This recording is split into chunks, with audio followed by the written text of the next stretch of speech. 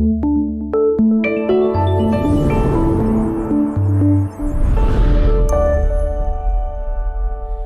sejahtera bagi kita semua. Saya ucapkan selamat pagi, kasih karunia Tuhan kita rasakan.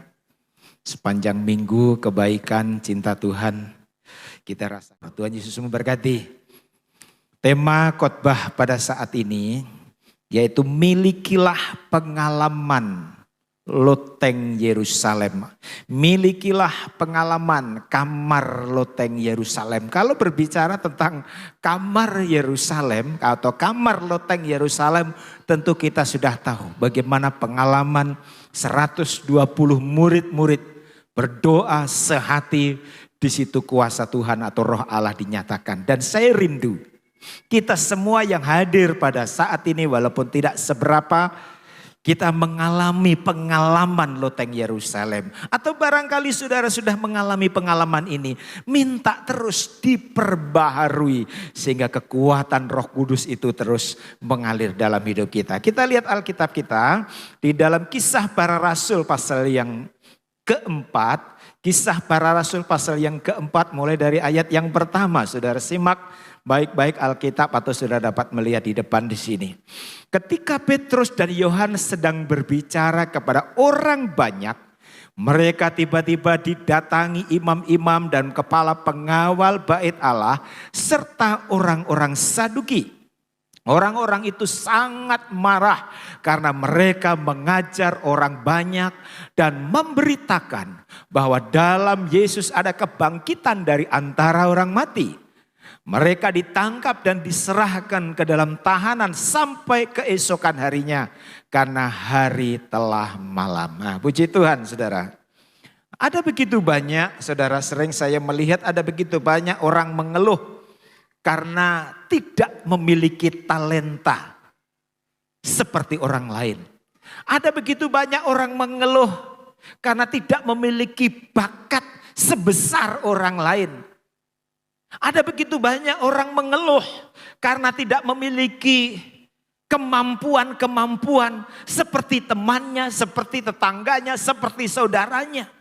Sehingga orang ini berkata, coba kalau aku memiliki talenta seperti dia, pasti aku akan dipakai Tuhan. Ada orang bilang begitu saudaraku. Coba kalau aku punya bakat seperti dia, pasti aku akan dipakai oleh Tuhan. Ada lagi yang bilang, coba kalau aku punya modal sebanyak dia, pasti usahaku akan maju. Banyak hal saudaraku dijadikan alasan. Barangkali kalau seorang pejabat mungkin berkatanya begini, coba kalau aku mempunyai jabatan setinggi dia, aku mungkin lebih berpengaruh daripada dia. Saya mau kasih tahu saudara, selama saudara terus mengeluh dengan apa yang saudara miliki. Sekali lagi, selama saudara terus mengeluh dengan apa yang saudara miliki, saya mau kasih tahu, maka dipastikan hidup saudara tidak akan bahagia. Selama saudara mengeluh dengan berkat yang Tuhan berikan, dengan kemampuan yang Tuhan berikan, dengan bakat yang Tuhan berikan, mengeluh dengan apa yang kita miliki, saya mau kasih tahu, dipastikan kita tidak akan memiliki kehidupan damai sejahtera. Mengapa? Karena hidup kita terus di bawah tekanan. Nah, ini yang perlu kita renungkan bersama-sama saudaraku. Kalau hal ini tidak segera dibereskan, tidak segera kita sadari, selama hidup kita akan hidup dalam tekanan. Karena apa? Membandingkan apa yang kita miliki dengan orang lain. Saya mau kasih tahu, untuk dipakai Tuhan, catat baik-baik, untuk dipakai Tuhan tidak harus memiliki talenta yang banyak. Amin, saudara. Untuk dipakai Tuhan tidak harus sekolah tinggi, walaupun itu sangat perlu, khususnya sekolah tinggi teologi. Memang sekolah tinggi teologi itu perlu, saudaraku. Tetapi untuk dipakai Tuhan itu bukan syarat utama. Seperti tadi pagi, saya punya kesaksian. Ketika saya melayani di pedalaman Kalimantan Timur, di Kutai, Kabupaten Tenggarong, Kutai saudaraku. Ada seorang ibu, namanya Ibu Yohana, karena saya masih ingat. Dia pendidikan cuma kelas 2 SD saudaraku. Tapi ibu ini gemar atau punya kesukaan berdoa, baca Alkitab, puasa. Tidak lahiran, urapan Allah, kuasa Allah ada pada ibu ini. Satu saat sore dia ngajak saya, "Om, kita pergi ke rumah sakit di Tenggarong. Ada seorang bapak yang besok mau operasi." Oke, kami pergi saudaraku. Sampai di sana kami berdoa, saya berdoa, Om berdoa, saya berdoa, amin. Saat itu bapak itu sedang puasa karena besok operasi. Tiba-tiba setelah saya berdoa, Ibu Yohana bilang, "Pak, Bapak tidak jadi operasi. Besok pulang." Saya kaget saudaraku. Saya kaget tuh. Tetapi saya langsung sadar. Orang ini orang yang dekat dengan Tuhan. Hidup di dalam doa. Suka baca Alkitab. Suka puasa 3 hari 3 malam. Dan memang ternyata betul saudaraku. Besoknya bapak ini setelah dicek tidak jadi operasi dan boleh pulang. Kita lihat di sini. Untuk dipakai oleh Tuhan. Sekolah teologi, sekolah tinggi memang perlu. Tetapi itu bukan segala-galanya. Amin saudara. Jadi saudara jangan berkata, aku akan dipakai Tuhan kalau aku punya talenta seperti dia. Aku akan dipakai Tuhan kalau aku punya bakat seperti dia. Tidak saudaraku. Kuncinya ketika saudara dan saya mengalami pengalaman kamar loteng Yerusalem. Yaitu apa? Roh Kudus menjamah, memenuhi, mengurapi kita. Ini kuncinya. Contohnya dari ayat-ayat yang sudah kita baca tadi. Ketika Petrus dan Yohanes menyampaikan firman Tuhan. Ketika Petrus dan Yohanes sementara memberitakan firman Tuhan. Tiba-tiba ditangkap. Saudara. Ditangkap. Lalu disidang ke Mahkamah Agama. Untuk mempertanggungjawabkan ajarannya. Kita lihat. Secara manusia saudara, pasti orang-orang yang ada di Mahkamah Agama ini, pasti ini 2 rasul ini akan takut. Pasti 2 rasul ini tidak akan berani lagi menyampaikan kabar kesukaan, memberitakan Injil. Dan saudara tahu, orang-orang yang duduk di Mahkamah Agama ini adalah orang-orang yang hebat, orang-orang yang berpendidikan saudaraku. Dia berpikir pasti ini. 2 rasul ini akan takut apalagi dapat ancaman. Tetapi faktanya apakah 2 rasul ini takut dengan ancaman saudaraku? Jawabannya tidak. Tetapi justru walaupun dia ditangkap, diadili, dia ngomong kepada orang-orang hebat di depan orang-orang hebat itu. Apa ucapannya ini? Kita lihat ayatnya. Di dalam Kisah Para Rasul pasal 4 ayat 12. Ini perkataan Rasul Petrus saudaraku. Dan keselamatan tidak ada di dalam siapapun juga selain di dalam Dia. Sebab di bawah kolong langit ini tidak ada nama lain yang diberikan kepada manusia yang olehnya kita dapat diselamatkan. Wow. Walaupun dia sudah ditangkap, walaupun dia sudah diancam. Tetapi Petrus dan Yohanes tetap ada keberanian untuk menyampaikan firman Tuhan.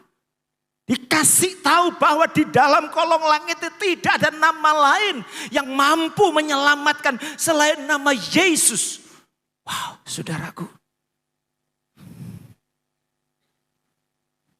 Melihat keberanian dari 2 rasul itu. Apa respon dari orang-orang yang duduk di Mahkamah Agama itu saudaraku? Dia ngomong begini, ketika sidang itu melihat keberanian Petrus dan Yohanes dan mengetahui bahwa keduanya orang biasa yang tidak terpelajar, heranlah mereka. Ini orang-orang hebat, orang-orang berpendidikan heran dengan Yohanes dan Petrus, padahal dia orang biasa, orang yang tidak punya pengaruh, orang yang tidak terpelajar, orang yang tidak berpendidikan, tetapi membuat orang-orang hebat heran. Karena apa? Petrus dan Yohanes telah mengalami pengalaman loteng Yerusalem. Amin, saudara, ini kuncinya. Kalau saudara dan saya, mungkin menurut penilaian orang luar sana, menurut penilaian dunia saudara orang tidak terpelajar. Saudara kurang pinter, saudara kurang fasih. Saudara mungkin teologianya pas-pasan, pendidikan rohaninya mungkin ya begitu-begitu. Tapi saya mau kasih tahu, ketika urapan Allah ada pada saudara, membuat orang lain heran dengan saudara. Amin, saudara. Nah, ini rahasianya. Itulah sebabnya tadi pagi saya sudah katakan, setelah saudara percaya Yesus, itu bukan atau belum akhir kekristenan saudara. Sering saya katakan dari tempat ini, itu baru anak tangga yang pertama. Ada beberapa anak tangga yang harus kita lewati. Setelah percaya Yesus kita perlu bertobat. Setelah bertobat kita perlu dibaptis. Setelah dibaptis kita baru mengalami yang namanya baptisan Roh Kudus. Ada tahapan-tahapan yang harus kita lalui, saudara. Kita lihat di sini, mahkamah agama, di mana yang diisi adalah isinya adalah orang-orang hebat, heran dengan Petrus dan Yohanes yang tidak terpelajar, yang orang dianggap orang biasa. Karena apa? Di dalam diri Petrus dan Yohanes ada kuasa Roh Kudus. Di dalam diri Petrus dan Yohanes urapan Allah ada pada dirinya. Hal yang sama juga akan terjadi di dalam hidup kita. Sekali lagi, mungkin menurut orang luar sana kita orang biasa. Mungkin menurut orang di sana kita orang yang tidak terpelajar. Tetapi kalau saudara semua dipenuhi dengan Roh Kudus, haleluya. Ketika jamahan Roh Kudus setiap saat kita alami, akan membuat orang lain heran terhadap kita. Amin, saudara. Amin. Berikan kemuliaan untuk Tuhan kita Yesus Kristus. Dan itulah sebabnya, saudaraku, kita perlu. Sekali lagi, pendidikan teologia itu perlu. Pendidikan sekolah Alkitab itu penting. Memiliki talenta yang banyak itu bagus. Tetapi itu bukan segala-galanya. Justru Petrus, Yohanes tidak terpelajar.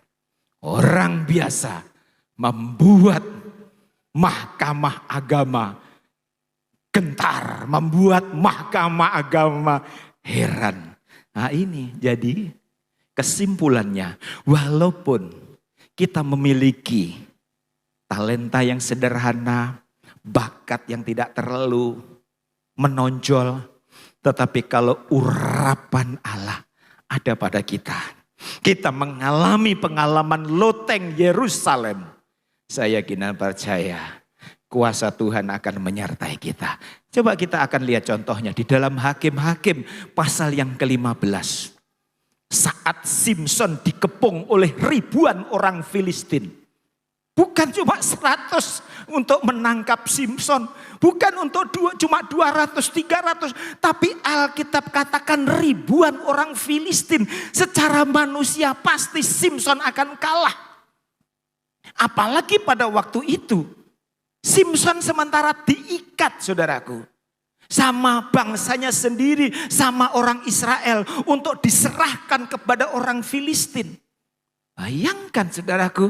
Ini sesuatu yang tidak masuk akal. Saat itu Simson tidak memiliki senjata apa-apa. Mungkin di dalam hati Simson ngomong begini, Tuhan, saat ini aku membutuhkan tombak Tuhan. Saat ini aku membutuhkan celurit untuk menghadapi banyak orang. Walaupun mungkin aku kalah tidak apa-apa. Yang penting ada yang mati mungkin saudaraku. Tetapi apakah? Begitu tidak. Justru Simson cuma menemukan barang yang tidak ada nilai. Simson cuma menemukan tulang rahang keledai. Ketika Simson menemukan tulang rahang keledai, lalu dipegang. Mungkin orang-orang Filistin tertawa. Ini Simson ini untuk apa itu tulang rahang keledai ini? Sementara lawan-lawannya dengan gagah berani sudah membawa parang, sudah membawa pedang, sudah membawa tombak. Tetapi Simson cuma membawa tulang rahang keledai. Mungkin Simson ditertawai saudaraku. Tetapi kita lihat Alkitab mencatat hanya dengan tulang rahang keledai Simson dapat membunuh 1.000 orang Filistin. Kita lihat ayatnya. Berkatalah Simson, dengan rahang keledai bangsa keledai itu kuhajar. Dengan rahang keledai 1.000 orang kupukul. Lihat di sini. Senjata yang tidak masuk hitungan. Senjata yang sederhana tetapi dipegang oleh orang yang ada urapan. Senjata itu dipakai Tuhan dengan heran. Amin saudara. Hal yang biasa, hal yang sederhana. Tetapi karena Simson dipenuhi Roh Kudus, ini ayatnya. Hakim-Hakim 15 ayat 14.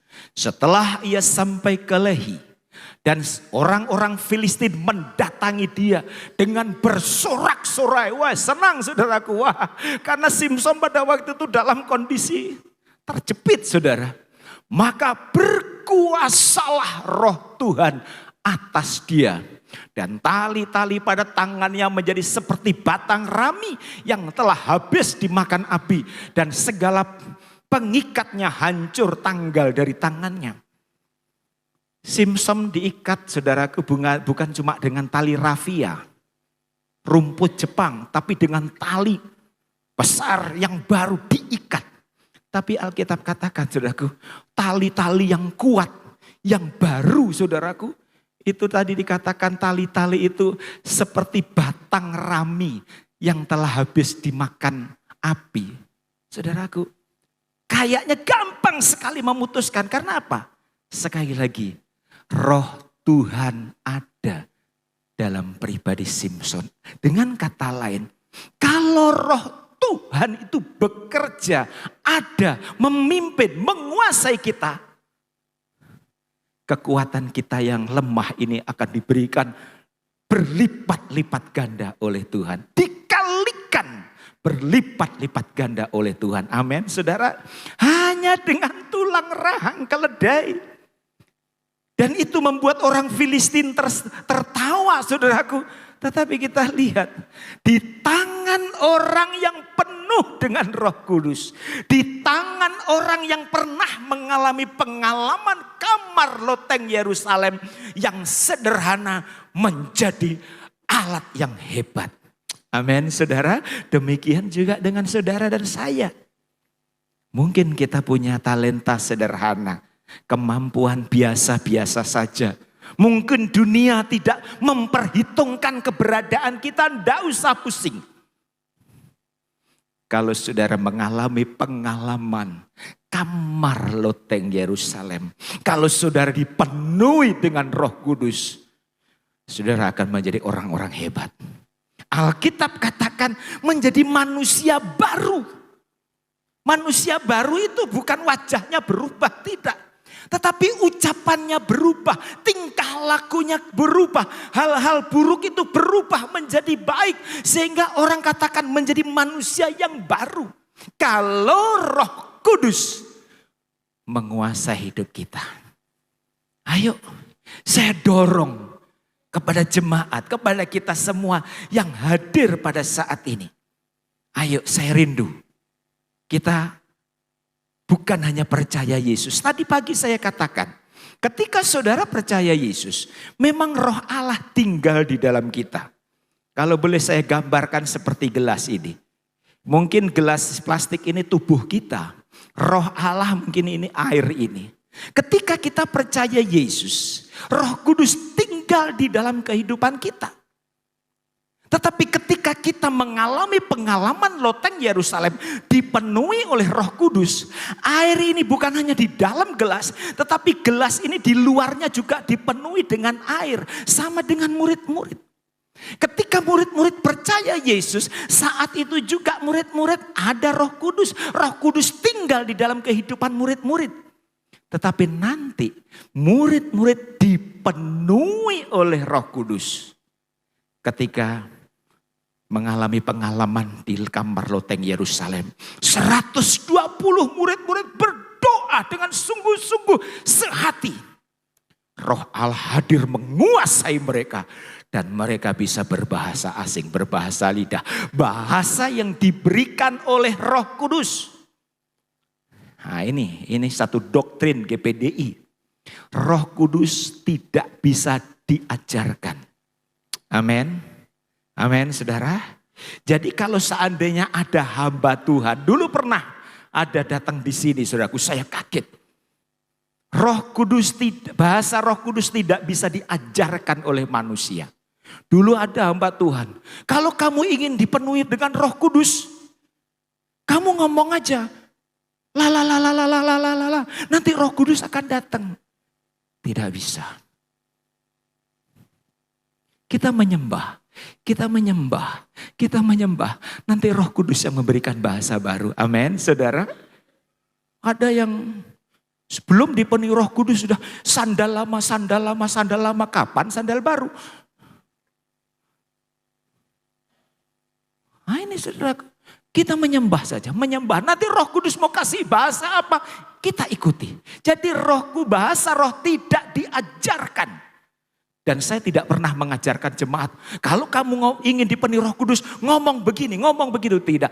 Menyembah saja. Memuji Tuhan. Memuji Tuhan. Nanti Roh Kudus akan kasih bahasa. Amin saudara. Nah ini. Jadi saudaraku. Jadi sekali lagi, jangan anggap remeh apa yang saudara miliki.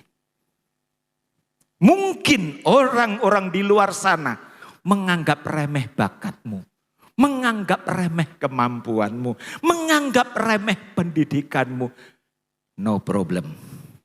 Kalau saudara dipenuhi dengan Roh Kudus, saudara akan menjadi orang luar biasa. Amin saudara. Saudara akan dipenuhi menjadi orang yang dahsyat. Saudara akan menjadi manusia lain.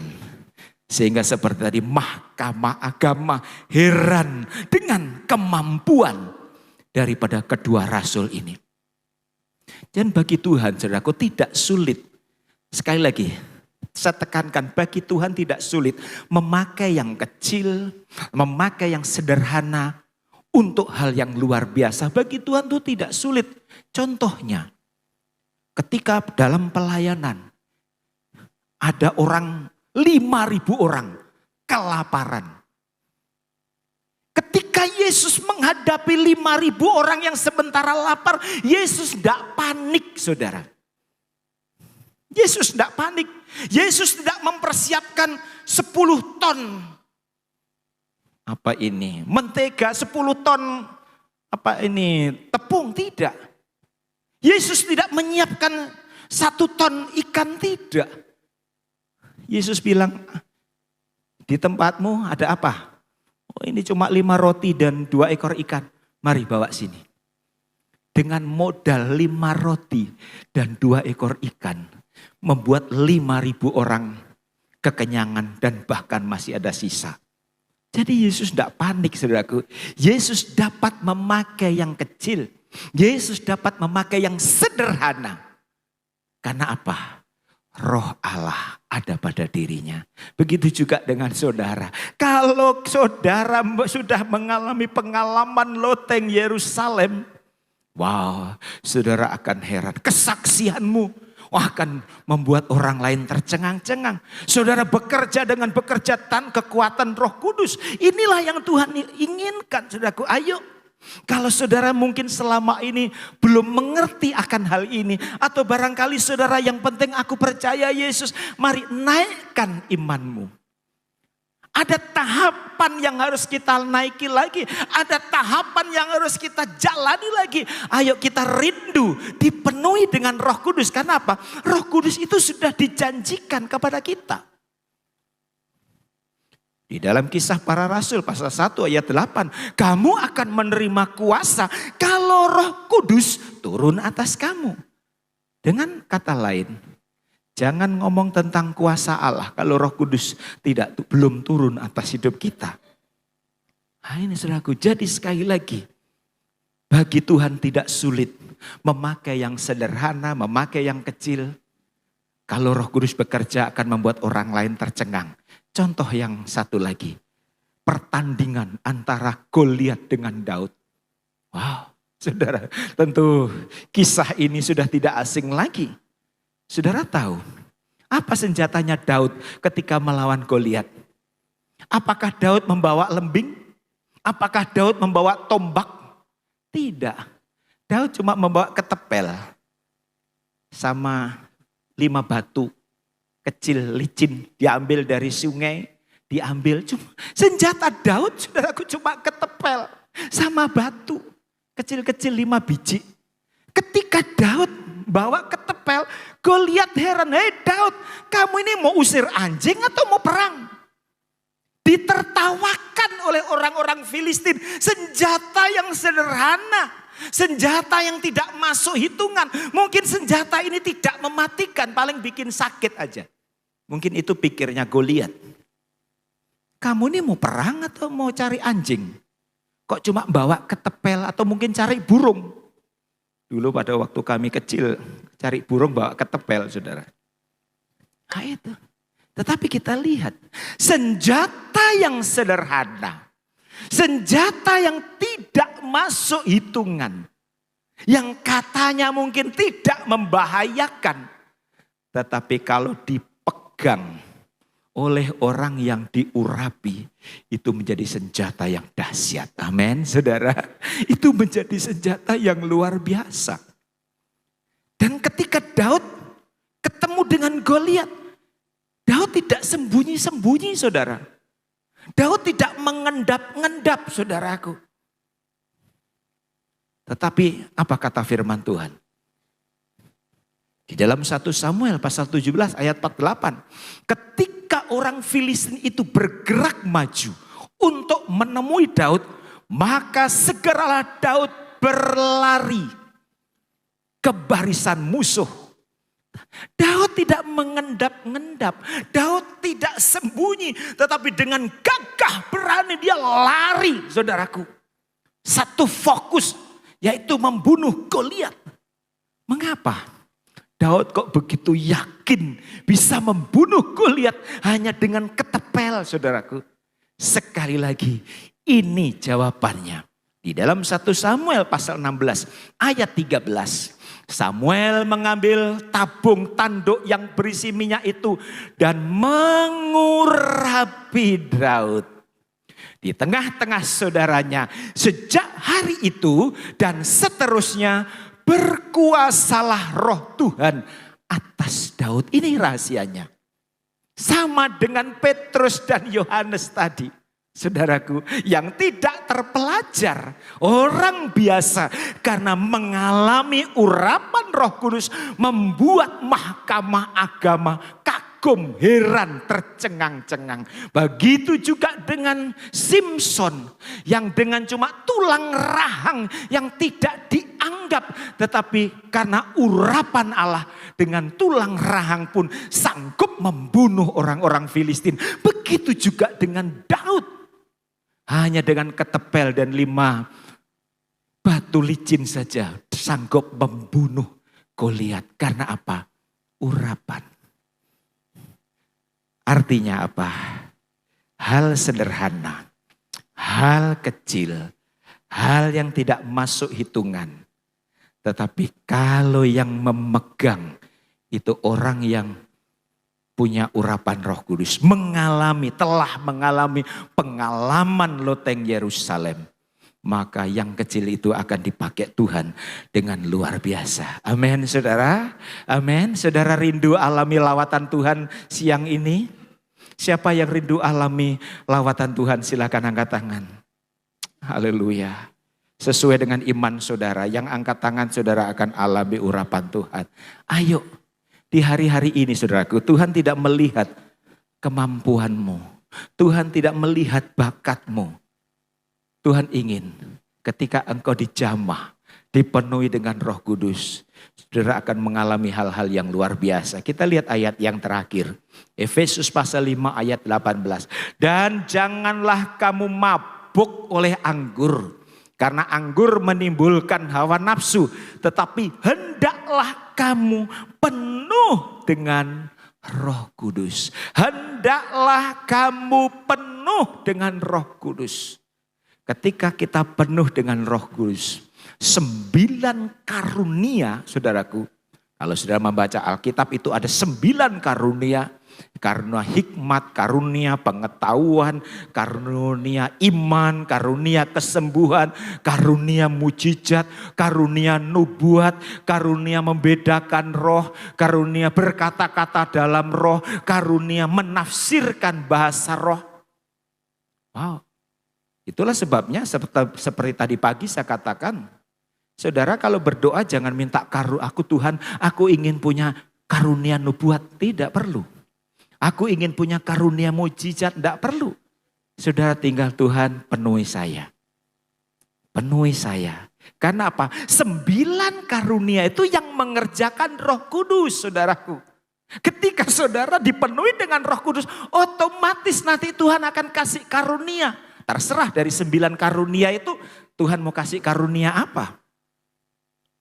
Jadi yang saudara berdoa jangan minta Tuhan aku punya karunia membedakan roh. Tidak bisa. Kita berdoa Tuhan jamah aku hari ini. Aku ingin mengalami pengalaman di kamar loteng Yerusalem. Aku ingin lawatanmu. Ketika hal ini kita alami, saudara akan menjadi manusia lain. Sekali lagi bukan wajah saudara yang berubah, tetapi kehidupan kita akan berubah. Roh Kudus akan memperbarui. Roh Kudus terus akan bekerja penuh ketika saudara membiarkan saudara terus minta Roh Kudus memenuhi hidup saudara dan saya. Kiranya Tuhan Yesus memberkati firman-Nya. Amin. Silakan pemain musik untuk segera menyiapkan diri. Mari saudara sementara kita menyanyikan satu pujian, renungkan firman Tuhan. Ayo renungkan firman Tuhan. Selama ini mungkin saudara belum tahu akan hal ini. Saudara berpikir yang penting aku percaya Yesus pasti selamat. Amin saudaraku. Yohanes 3 ayat 16, karena begitu besar kasih Allah akan dunia ini, sehingga ia mengaruniakan anaknya yang tunggal supaya barang siapa yang percaya kepadanya tidak binasa, melainkan beroleh hidup yang kekal. Itu amin saudaraku. Ketika kita percaya Yesus, kita akan selamat. Tetapi Yesus rindu selama kita masih ada di dalam dunia ini. Iblis sangat keberatan saudara dan saya masuk surga. Iblis sangat keberatan saudara menikmati janji-janji Tuhan. Itulah sebabnya iblis terus tawarkan kenikmatan-kenikmatan dunia, kesenangan-kesenangan dunia. Tujuannya apa? Agar kita jauh dari hadirat Tuhan. Dan akhirnya sama-sama tempatnya dengan iblis. Untuk itu kita perlu kuasa. Kita perlu urapan Roh Kudus. Kita perlu penolong. Roh Kudus itu adalah penolong. Menghadapi dunia yang semakin kejam. Pengaruh dunia yang semakin dahsyat. Kita perlu penolong. Dengan kekuatan kita sendiri. Kita tidak akan mampu. Ayo saya rindu. Seberapa yang ada. Kita minta Roh Kudus memenuhi. Menguasai hidup kita.